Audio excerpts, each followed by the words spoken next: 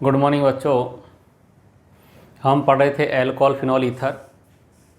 Alcohol phenol ether में preparation पढ़ लिया था, फिजिकल प्रॉपर्टीज़ पढ़ ली थी। इसके बाद हमने पढ़ लिया था एल्कोहल का अम्लीय सामर्थ्य, और फिर पढ़ रहे थे लेक्चर नंबर 6 में फिनॉल का अम्लीय सामर्थ्य। ठीक है, तो अम्लीय सामर्थ्य अपनी हेडिंग चल रही थी लास्ट लेक्चर में।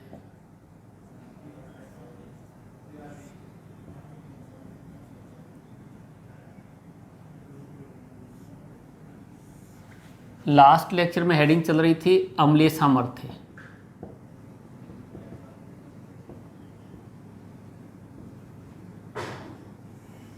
Acidic strength. ठीक है, इसमें ए पढ़ लिया था एल्कोहल का अम्लीय सामर्थ्य, बी पढ़ रहे थे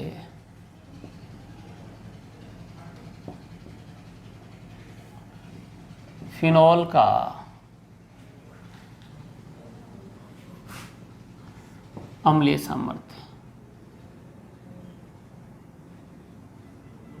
यस, ये पढ़ रहे थे हम लोग। ठीक है, इसमें आप लोगों के क्वेश्चन बहुत ही अच्छा सा करवा दिया था, और वो ये था कि फिनॉल का जो अम्लीय सामर्थ्य होता है, फिनॉल का जो अम्लीय सामर्थ्य होता है वो एल्कोहल की अपेक्षा अधिक होता है। ऐसा क्यों? तो उसमें आपको फिनॉक्साइड आयन बना के, उसकी अनुनादी संरचनाएं बना के, और ये समझा दिया था कि फिनॉक्साइड आयन अनुनाद के द्वारा अधिक स्थायी हो जाता है, इसलिए वो ज़्यादा बनता है। ठीक है, फिर उसमें आपको लास्ट में ये भी बताया था वहाँ कि फिनॉक्साइड में ऑर्थो पैरा पर नेगेटिव चार्ज आता है। फिनॉक्साइड की जो अनुनादी संरचनाएं हैं उनमें ऑर्थो पैरा पर नेगेटिव चार्ज आता है, और उसको लेने वाला उसके अम्लीय सामर्थ्य को बढ़ाता है। ठीक है, तो इसका मतलब ये हुआ कि फिनॉल में भी अगर ऑर्थो पैरा पर इलेक्ट्रॉन लेने वाला है तो अम्लीय सामर्थ्य को बढ़ाता है, और देने वाला है तो घटाता है। तो यहाँ प्रतिस्थापियों का प्रभाव, तो अब ये कह सकते हैं कि फिनॉल के अम्लीय सामर्थ्य पर, हम ये कह सकते हैं कि फिनॉल के अम्लीय सामर्थ्य पर प्रतिस्थापियों का क्या प्रभाव पड़ता है, इसको लेकर अपन क्वेश्चन ले रहे हैं। बहुत ही इंपॉर्टेंट हैं, एनसीईआरटी के हैं, कंपटीशन में भी आते हैं। निम्न में अम्लीय सामर्थ्य का क्रम बताइए। ऐसे क्वेश्चन आते हैं, और क्वेश्चन में दिया हुआ क्या है देखो, लैंग्वेज में लिखेगा वो। ठीक है, phenol first, ortho nitrophenol second. ठीक है, नहीं भी लिखे तो ये सीधा भी लिख सकता है ये लो, है ना। फिनॉल, ऑर्थो नाइट्रोफिनॉल,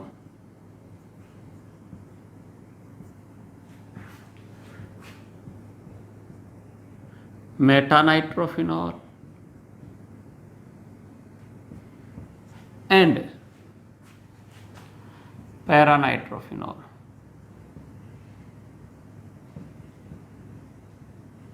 ऐसे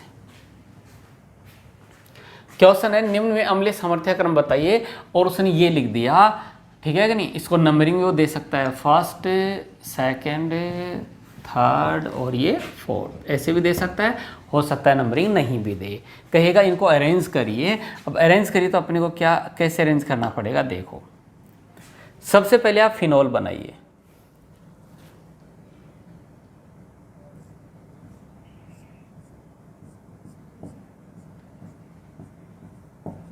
फिनॉल, फिर आपको ऑर्थो नाइट्रोफिनॉल बनाना आना चाहिए। फिनॉल ये है,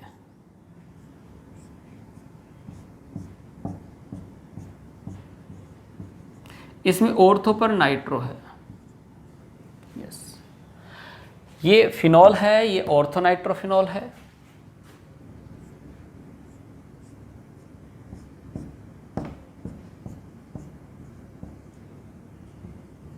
मेटानाइट्रोफिनॉल है।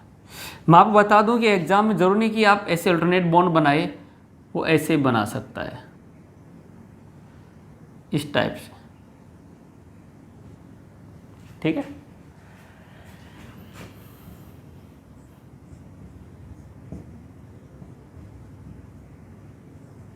और ये मेटानाइट्रोफिनॉल ऐसे दे दिया। ये फिनॉल है, फिर कहता हूँ ये फिनॉल है, ये ऑर्थोनाइट्रोफिनॉल है, ये मेटानाइट्रोफिनॉल है और ये पैरानाइट्रोफिनॉल है, ठीक है।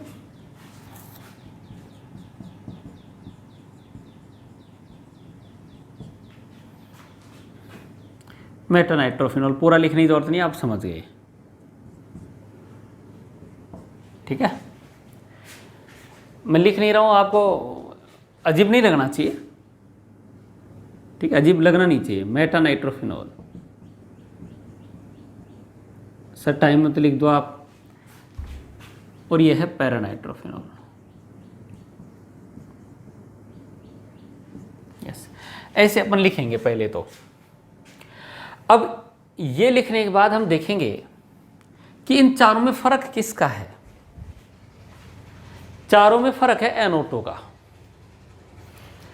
कि इन तीन में तो NO2 है, इसमें NO2 नहीं है, और इनमें भी NO2 तो है लेकिन स्थितियां अलग अलग हैं, ये फर्क है।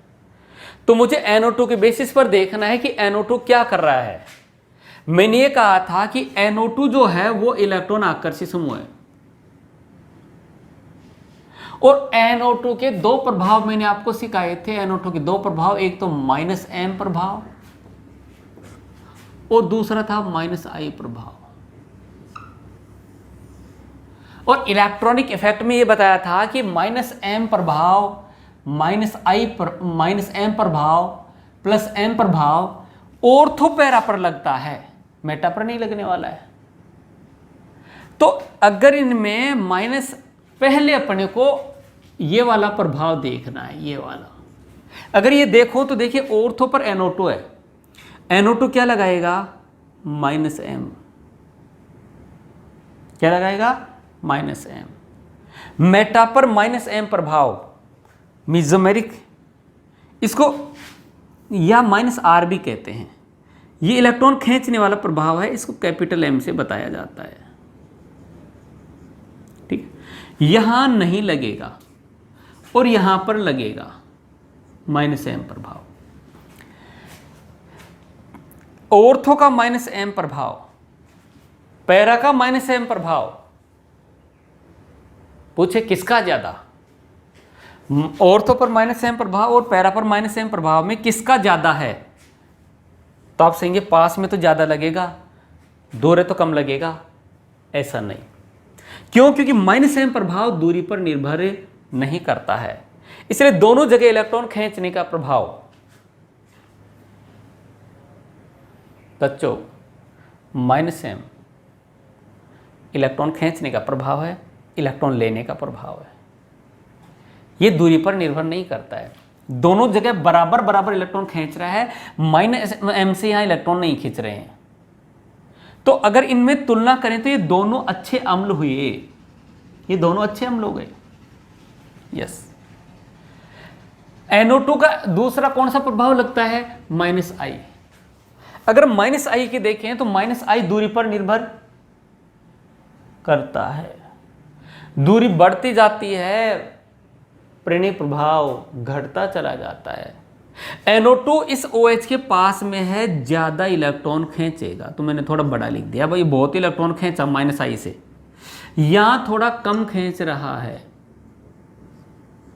कम खींच रहा है, और यहां और भी कम खींचेगा क्योंकि दूरी ज्यादा हो गई NO2 की। मैंने आपको बहुत पहले बता दिया था कि इलेक्ट्रॉन आकर्षी समूह अम्लीय सामर्थ्य को बढ़ाते हैं। इलेक्ट्रॉन आकर्षी समूह अम्लीय सामर्थ्य को बढ़ाते हैं। जो जितना ज़्यादा इलेक्ट्रॉन खींचेगा उसका अम्लीय सामर्थ्य उतना ही क्या होगा, ज़्यादा होगा। तो ज़्यादा इलेक्ट्रॉन कहाँ खींच रहे हैं, ज़्यादा इलेक्ट्रॉन खींच रहे हैं ऑर्थो में, पैरा में, ठीक है।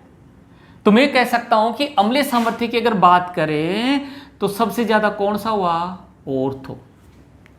पूरा नहीं लिख रहा हूं क्योंकि बार बार लिखने से मतलब नहीं, आप एग्जाम में लिख देना। ऑर्थो नाइट्रोफिनॉल में, पैरा नाइट्रोफिनॉल में इलेक्ट्रॉन दो दो प्रभाव से खींच रहे हैं, -m से बराबर खींच रहे हैं, लेकिन इसका -i क्या है, ज्यादा है।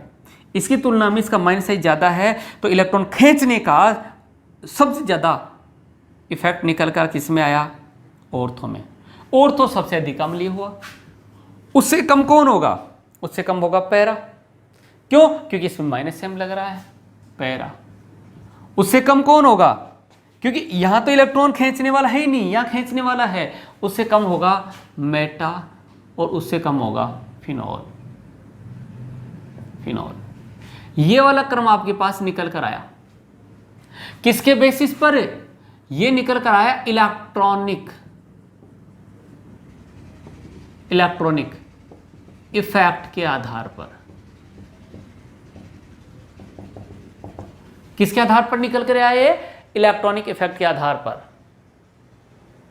इलेक्ट्रॉनिक इफेक्ट लगाया तो इसमें अम्लीय सामर्थ्य क्रम ये निकल कर आया, लेकिन ये वाला क्या है, ये वाला गलत है, गलत स्टार नहीं है, ये गलत है, ये गलत है, ये गलत है। सर आपने इतना समझाया फिर भी गलत ही समझाया, इतना तो समझाना ही पड़ेगा। उसके बाद हम कहेंगे कंपटीशन में ऑर्डर लिखा होता है, लेकिन ये सही नहीं है। क्यों नहीं है, क्योंकि जो ऑर्थो वाला है उसमें इलेक्ट्रॉनिक इफेक्ट से इलेक्ट्रॉन खींचने का प्रभाव तो खतरनाक लग रहा है, लेकिन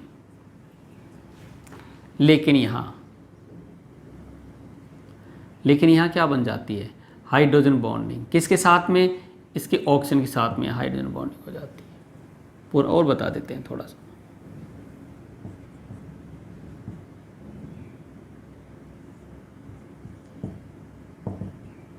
ये तो यहां ये H बॉन्डिंग हो गई,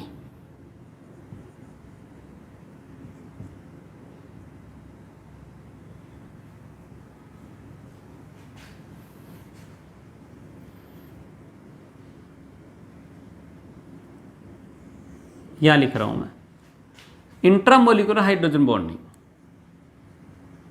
इंट्रा मतलब खुद में,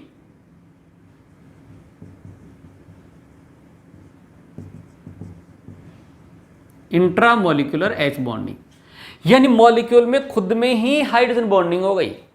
अब ये हाइड्रोजन जो टूटकर जाने वाली थी, देखो इस हाइड्रोजन बॉन्डिंग से क्या हुआ, जो हाइड्रोजन H+ के रूप में जाने वाली थी वो तो बंद बनाने में काम आ गई। तो कहेगी मैं तो नहीं जाऊं क्योंकि बंद बना रखी हूं, तो ये हाइड्रोजन आसानी से नहीं जाएगी, ठीक है। अब नहीं जाती है तो इसका अम्लीय सामर्थ्य कम हो गया।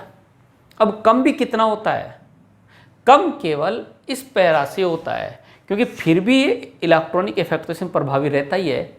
तो इसका अम्लीय सामर्थ्य घटता हुआ, इस ऑर्थो का अम्लीय सामर्थ्य घटता हुआ केवल पैरा से कम होता है, तो पैरा का ज़्यादा हो जाता है, ऑर्थो का उससे कम होता है, मेटा का उससे कम होता है, और फिनॉल का सबसे कम हो जाता है।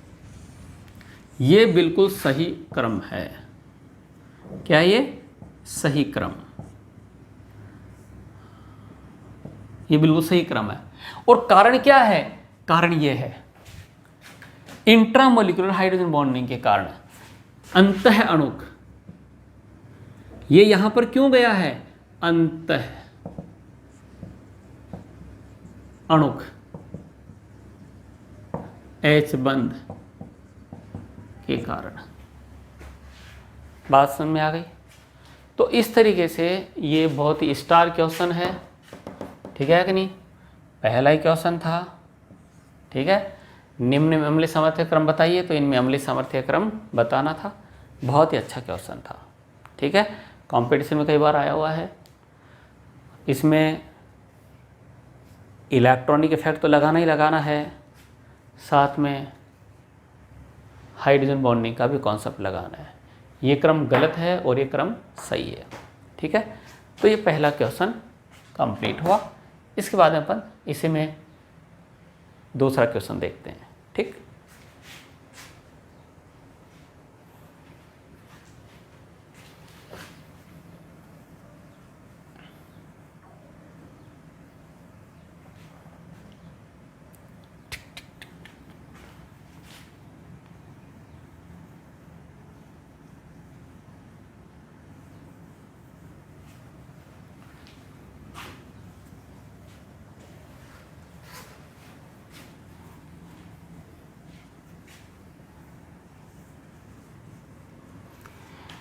देखो आप लोगों को मैंने 11th में कॉमन नेम सिखाए थे और उस कॉमन नेम में मैंने आपको क्रिसोल सिखाया था। क्रिसोल याद करो, क्रिसोल अच्छे से याद करो। जाइलिन बताया था, क्रिसोल बताया था, ऑर्थोजाइलिन, मेटाजाइलिन, पैराजाइलिन बताया था। दूसरा ऑर्थोक्रिसोल, मेटाक्रिसोल, पैराक्रिसोल भी बताया था। ठीक है, तो जो दूसरा क्वेश्चन है वो ये है कि निम्न में अम्लीय सामर्थ्य क्रम बताइए। एक है phenol, ortho cresol,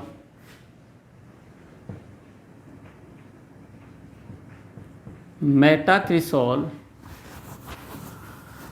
and paracresol. Yes, अब एग्जाम में क्वेश्चन ऐसे आ गया। अब कुछ महान आत्माएं तो ऐसी होती हैं जिनको ये पता ही नहीं क्या होता है।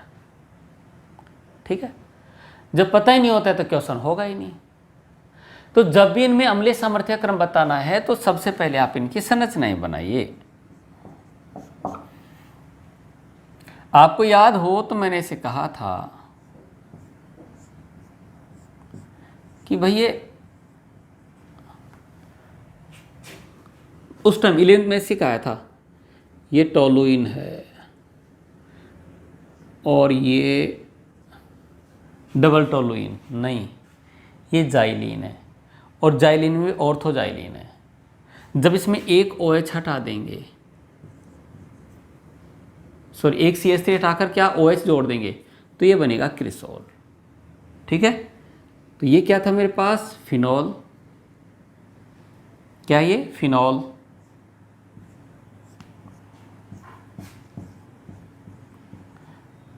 ये बन गया ऑर्थोक्रिसोल।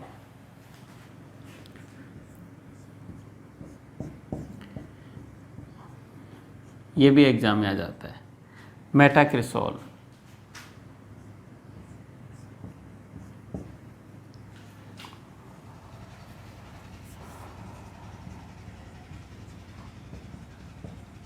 ये पैराक्रिसोल,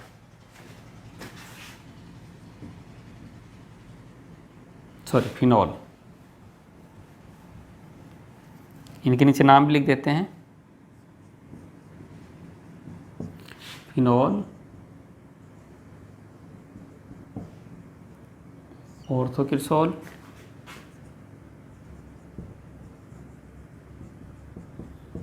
मेटाक्रिसोल,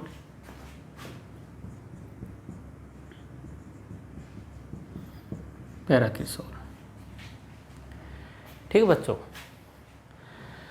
जब भी अपन अम्लीय सामर्थ्य देखेंगे तो अपने को इलेक्ट्रॉनिक इफेक्ट लगाना पड़ेगा कि इलेक्ट्रॉन लिए कि दिए। ठीक है, देखो जो CH3 है वो इलेक्ट्रॉन देने वाला है और इलेक्ट्रॉन दे रहा है कि ले रहा है, ये इलेक्ट्रॉनिक इफेक्ट से क्लियर होता है। आपको इलेक्ट्रॉनिक इफेक्ट में बताया था, आपको इलेक्ट्रॉनिक इफेक्ट में बताया था 3 प्रभाव, परिणीय प्रभाव, अतिसंयुग्मन, रेजोनेंस यानी मीजोमेरिक प्रभाव। तीनों प्रभाव को अप्लाई करने होते हैं, पर जरूरी नहीं कि सब जगह तीनों लगे, कहीं 2 लगते हैं, कहीं 1 लगता है, कहीं तीनों लग जाते हैं। ठीक है, तो CH3 का अगर मैं देखूं तो मेरे पास 2 प्रभाव निकल कर आते हैं। एक तो प्रेरक प्रभाव और एक अतिसंयुग्मन। अगर अतिसंयुग्मन की बात करें तो यहां पर अतिसंयुग्मन नहीं लगेगा।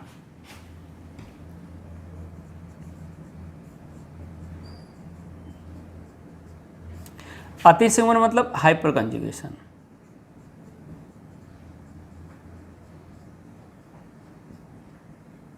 हाइपर कंजुगेशन, इसको HC बोल देते हैं, हाइपर कंजुगेशन। तो यहां हाइपर कंजुगेशन नहीं लग रहा है, यहां हाइपर कंजुगेशन लगेगा। मेटा पर हाइपर कंजुगेशन मेसोमेरिक नहीं लगते हैं, यहां पर हाइपर कंजुगेशन लगेगा। दोनों जगह लग गए। यस, हाइपर कंजुगेशन में इलेक्ट्रॉन दिया जाता है, तो ये इलेक्ट्रॉन देने के प्रभाव हो गए, ये इलेक्ट्रॉन देने के प्रभाव हो गए, ये इलेक्ट्रॉन देने के प्रभाव हो गए। और इलेक्ट्रॉन देने वाला क्या करेगा? बेकार। क्यों? लेने वाला अच्छा करता है, आकर्षी अच्छा करता है। इलेक्ट्रॉन आकर्षी अम्लीय सामर्थ्य को बढ़ाता है, ऐसा हम लोग पहले देख चुके हैं। दूसरा जो प्रभाव आ रहा है वो आ रहा है प्रेरक प्रभाव।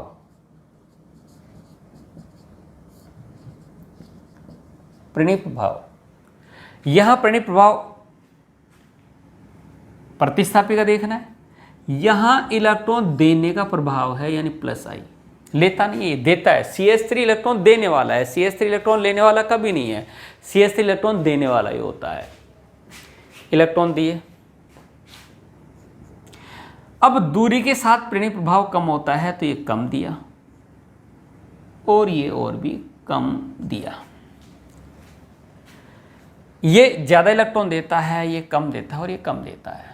हमें पता है कि भाई इलेक्ट्रॉन देने वाला अम्लीय सामर्थ्य को कम करता है।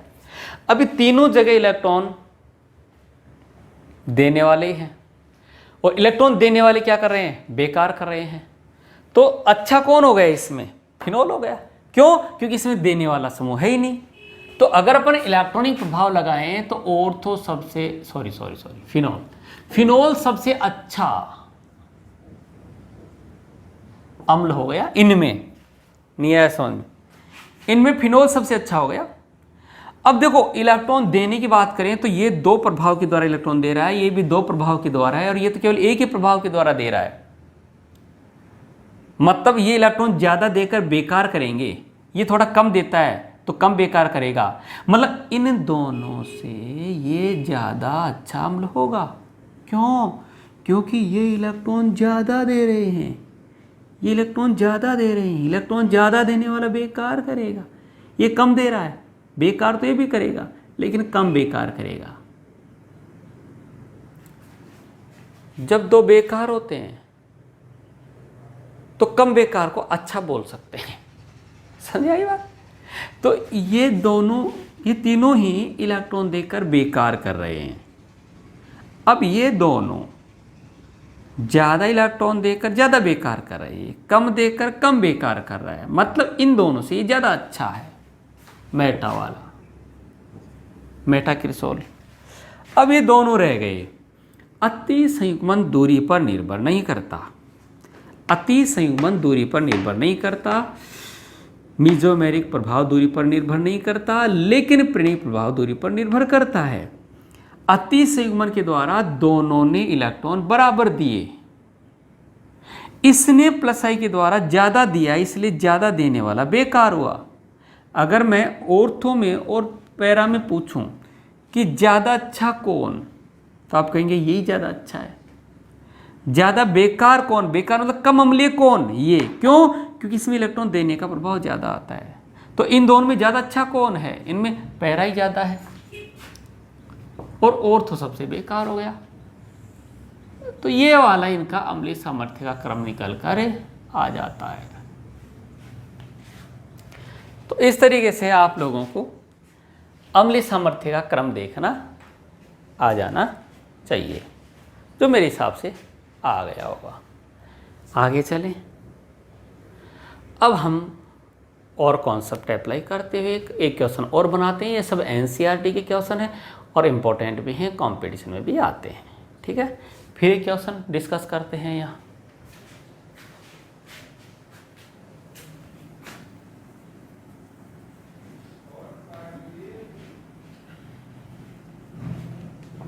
एसिडिक स्ट्रेंथ ही पढ़ रहे थे हम लोग।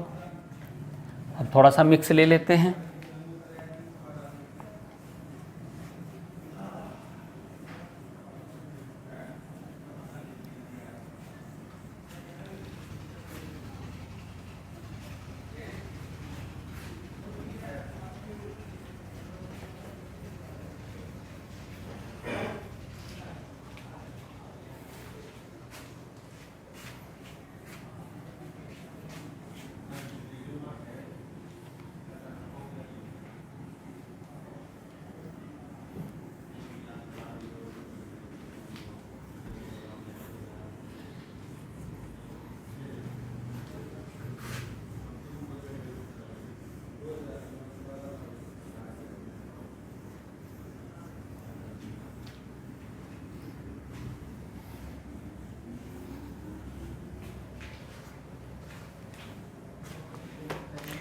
क्वेश्चन वही है, निम्न में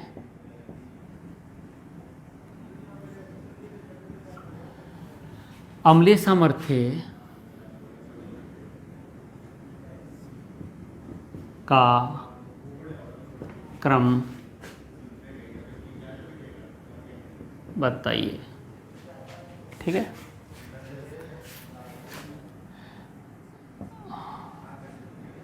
isopropyl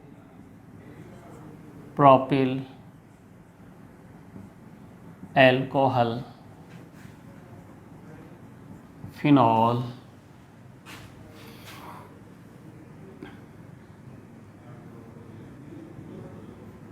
Meta nitrophenol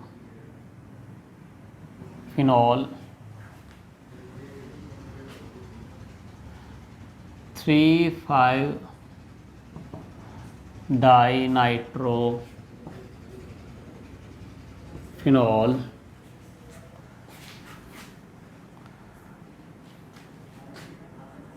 2,4,6-ट्राइनाइट्रोफिनॉल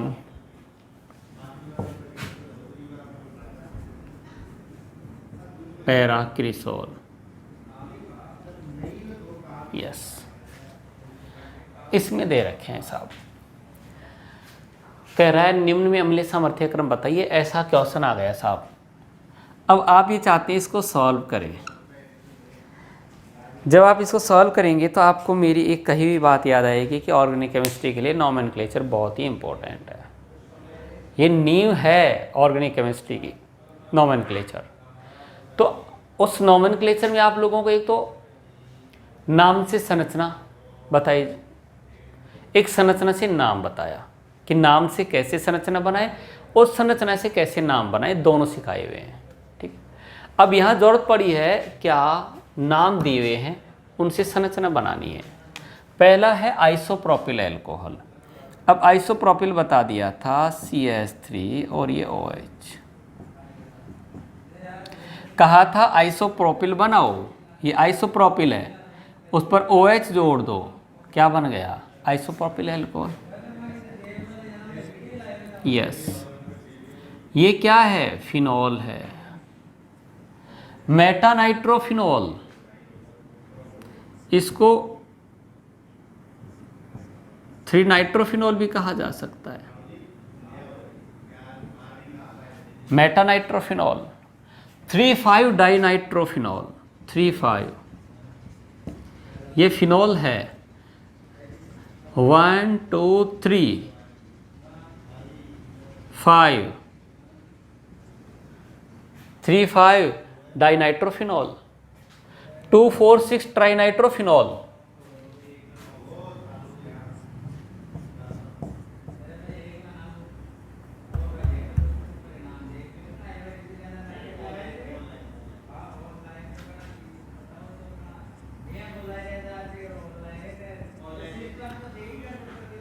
to 4 6 trinitrophenol पैराक्रिसोल,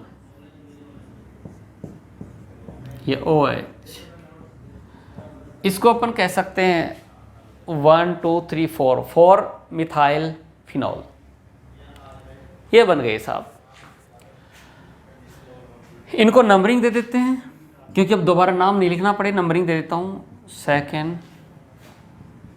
3rd, 4th, 5th and 6th, ये वाले। इनका क्या करना है अपने को, इनका अम्लीय सामर्थ्य बताना है। अम्लीय सामर्थ्य मैंने आपको बताया था कि इलेक्ट्रॉन लेने वाला बढ़ाता है, इलेक्ट्रॉन देने वाला घटाता है। ठीक है, अब देखो बच्चों, यहां मैंने कहा था कि फिनोल वाला जो, जिसमें बेंजीन वलय पर OH है, बेंजीन वलय पर OH है, फिनोलिक वाले हैं, उनका अम्लीय सामर्थ्य जो एलिफेटिक, जो एल्किल एल्कोहल हैं, उनकी अपेक्षा ज़्यादा होता है। अम्लीय सामर्थ्य, पहला ही क्वेश्चन ये था कि फिनोल का अम्लीय सामर्थ्य, फिनोल का अम्लीय सामर्थ्य एल्कोहल की अपेक्षा अधिक होता है। तो इनमें ये सब फिनोलिक हैं, फिनोलिक हैं, फिनोलिक हैं, और ये एल्कोहलिक है, तो ये सब अधिक अम्लीय होंगे, फर्स्ट वाला सबसे कम होगा, यानी फर्स्ट वाला सबसे कम अम्लीय है, ये पक्का हो चुका। ठीक है, आप बढ़ता हुआ क्रम लिखोगे तो ऐसे लिखोगे, घटता हुआ लिखोगे तो फर्स्ट वाले को सबसे लास्ट में लिख दो कि भैया ये सबसे कम अम्लीय है। अब देखो, NO2 इलेक्ट्रॉन आकर्षी है। मैं आपको एक चीज और बता दूं, 2,4,6 ट्राइनाइट्रोफिनॉल का कॉमन नेम होता है पिक्रिक एसिड। इसको आप पिक्रिक एसिड भी कह सकते हैं, पिक्रिक एसिड। कौन सा एसिड? Picric acid. तो यहां पर पिक्रिक एसिड भी लिख सकता है। 2,4,6 ट्राइनाइट्रोफिनॉल को क्या बोलते हैं? Picric acid. समझ गए? तो यहां ये सारे के सारे इससे अधिक अम्लीय हुए। इनमें देखो आप, NO2 इलेक्ट्रॉन आकर्षी होता है, इसलिए ये तीनों इन दोनों से अधिक अम्लीय होंगे। ये तीनों अधिक अम्लीय होंगे और ये दोनों से कमजोर होंगे। इन तीनों से कमजोर होंगे, कमजोर मतलब कम अम्लीय होंगे। और इनमें भी अगर देखूं, इन दोनों में भी देखूं, किसमें? सेकंड वाले में और 6 वाले में, तो इसमें इलेक्ट्रॉन देने वाला CH3 है जो इसको बेकार करता है। मतलब सेकंड वाला अच्छा होगा किससे? 6 वाले से। सबसे कम अम्लीय हुआ, ये सारे उससे अधिक अम्लीय हुए। इनमें तीनों में इलेक्ट्रॉन लेने वाले हैं, खींचने वाले हैं, अधिक अम्लीय होगा। इन दोनों में खींचने वाला नहीं है, कम अम्लीय होंगे। इन दोनों में भी CH3 इलेक्ट्रॉन देने वाला है, इसलिए बेकार होगा, यानी 6 वाला बेकार होगा, 2 वाला अच्छा होगा। अब तो 3 ही बचे हैं। जब भी आप क्रम बनाओ तो सबसे ज़्यादा वाले को हटाओ या सबसे कम वाले को हटाओ, एक एक को हटाते जाओ। फिर एक को हटाया, फिर देखो इनमें सबसे कम अम्लीय कौन है या इनमें सबसे अधिक अम्लीय कौन है, एक एक को हटाते जाओ, उससे आपका क्रम बनेगा। वरना आप कंफ्यूज होते रहेंगे, यार किसको क्या करूं, कौन सा क्या करूं। तो सबसे पहले कम अम्लीय को देखो या सबसे अधिक अम्लीय को देखो। ये क्वेश्चन करने का तरीका है, या तो सबसे अधिक अम्लीय को पहले देखो या सबसे कम अम्लीय को पहले देखो, फिर उसको क्रम में जमाना शुरू करो। सब जगह ऐसा ही करना है। जब अम्लीय सामर्थ्य क्रम आए, क्षारीय सामर्थ्य क्रम आए, तो आपको इसी क्रम में चलना होता है। समझ गए? अब देखो आप, इनमें ये देखो आप, 3 नाइट्रो हैं। ठीक, आप अलग अलग जगह और भी जोड़ के देख सकते हैं, लेकिन ऑर्थो पैरा पर इलेक्ट्रॉन लेने वाला खतरनाक कर देता है। इनमें तो मेटा पर है, मेटा वाला तो -I लगाता है, -I लगाता है। समझिए? तो ये जो 5 नंबर है, ये 5 नंबर सबसे अधिक अम्लीय हो जाएगा, 5 वाला। क्यों? क्योंकि ऑर्थो पैरा पर पिक्रिक अम्ल बहुत खतरनाक वाला अम्ल है। तीनों क्या लगाते हैं? -M -I लगाते हैं। इन दोनों में देखो एक ही नाइट्रो है, इसमें 2 नाइट्रो हैं। 2 नाइट्रो वाला ज़्यादा इलेक्ट्रॉन खींचेगा, इसलिए 6 वाला 3 वाले से ज़्यादा, 4 वाला 3 वाले से ज़्यादा अच्छा अम्ल होगा।